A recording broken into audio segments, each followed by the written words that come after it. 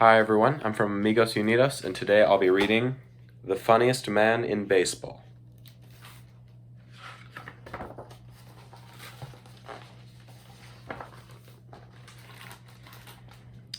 Did you ever hear the one about the pitcher who walked into a ballpark? He turned into a clown. No, seriously, true story.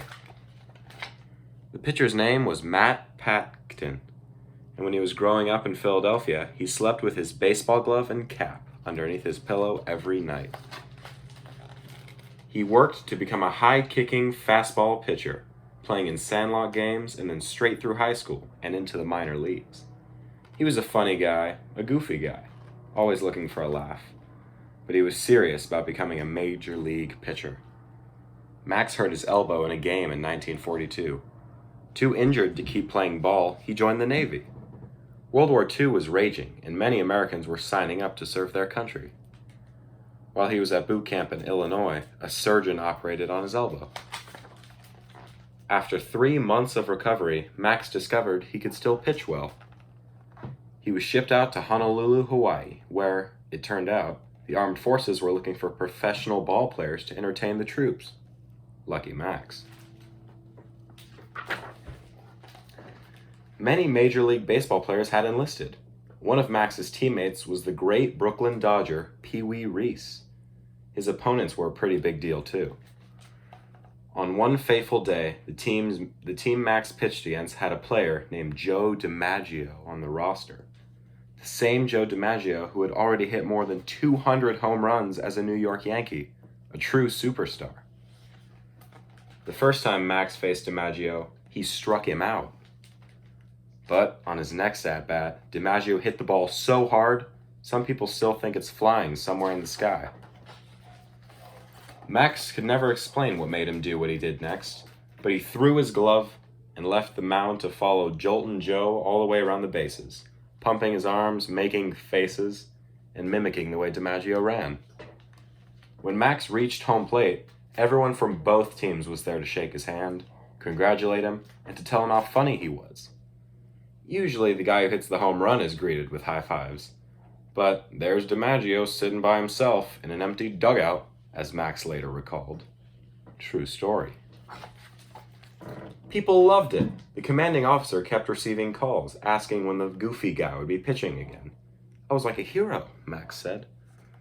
After the war, determined to pursue his dreams, Max signed to play with the Cleveland Indians farm team. On the sideline, he was still a goofball, but he knew his performance on the mound really mattered. He was pitching in the minor leagues again, hoping to work his way up to the majors. But after another injury, his shoulder this time, Max was released by the team.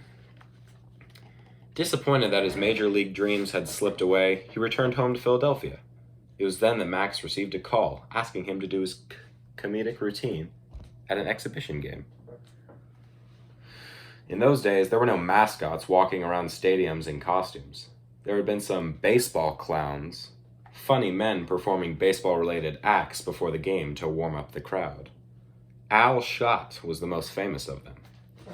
But Max's performance was different in a very big way. He did his act during the game. In a game between the Cleveland Indians and the Harrisburg farm team, Max showed up and did his bit. He stood in the first base coaching box using typical signs like tapping his arm or touching his cap, but before long, he was swinging his hips, dancing on the foul line, and flapping his arms like a bird. The crowd went wild. Word reached the Indians' owner, Bill Veeck. Before long, Max signed on to perform and clown coach at Cleveland. The big leagues. Max's very first day was one he and 80,000 fans never forgot. It happened to be a day when 3 Hall of Famers, Ty Cobb, Babe Ruth, and Tris Speaker, were being honored, and it was standing room only at Cleveland Municipal Stadium. Fans were roaring even before the game began. Max worried the crowd might not find him funny. But he went out there, stood in the first base coaching box, and ran through his act, growing more and more ridiculous. He imitated the way players ran. He danced and showed off his moves and was an all-around baseball clown. They laughed hard, Max said. On the field, Max, a tall, skinny guy, was never hard to spot. He used to say, "Well, I look like a nose on the end of a lollipop stick." His uniform was very baggy, better suited to a scarecrow than a ball player. Instead of PATKIN on the back, there was a big question mark. His body was so loose and fluid that it almost seemed as though it was made of a different kind of bones.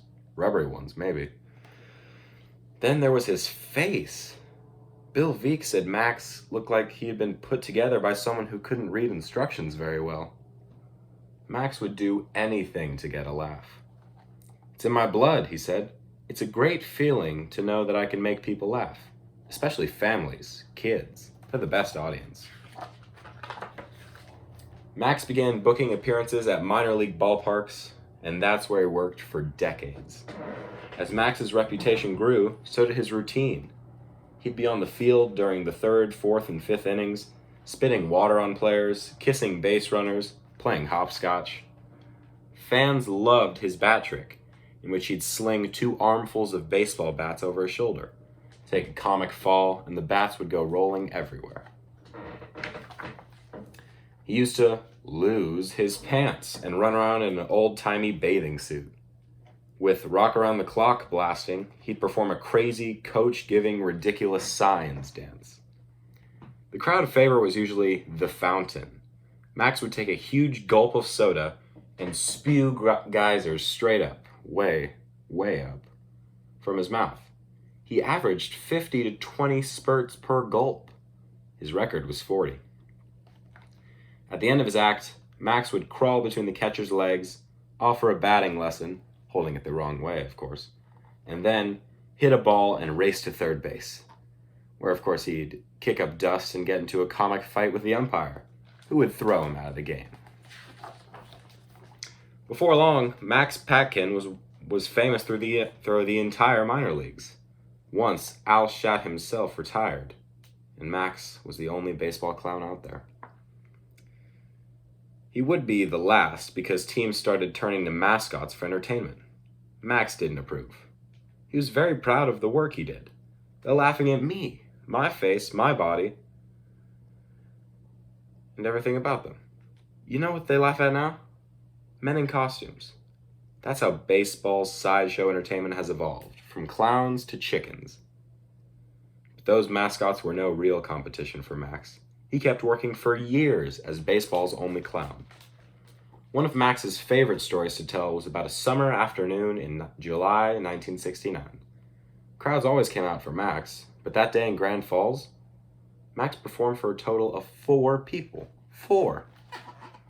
No one was thinking about baseball. More than 500 million people were at home watching astronauts Neil Armstrong and Buzz Aldrin take the first ever walk on the moon, even though the manager had offered to set up televisions in the ballpark. 2 of the 4 people in attendance, Max liked to say, were the starting pitcher's parents. True story. Max's comedy was very physical and led to a lot of injuries. Broken ribs, toes, fingers, a bad back. None of that kept him from showing up at every appearance he booked. It wasn't always easy. He once had to fly in the back of a mail plane, surrounded by letters and packages. He raced after buses, took a taxi with a flat tire for hundreds of miles, bummed rides, whatever it took. He traveled vast distances from ballpark to ballpark, meeting players who would remember Max forever. When I look at the list of Hall of Famers and realize I've worked with so many of them, it makes my head spin. Max used to say, only half joking, that his streak for consecutive appearances was more impressive than Cal Ripken's famous record of playing 2,632 games in a row. Max PATKIN showed up for more than 4,000 before retiring at age 75. His streak ended, of all things, on a day he wasn't even scheduled to work. Max tripped on the clubhouse steps at Fenway Park. He sprained his ankle and missed his next scheduled appointment. But it had been a great run through it all. Max had a front row seat, on and off the field, to nearly 5 decades of baseball. He crawled between the legs of Yogi Berra. He saw Babe Ruth take his last swing. He goofed around with Hank Greenberg and Harmon Killebrew at first base. Nobody's had more fun than I had, Max said. In my heart, I would have rather had a big league baseball player, but then I've never made so many people so happy. So, did you hear the one about that kid from Philadelphia whose childhood dream took a funny turn?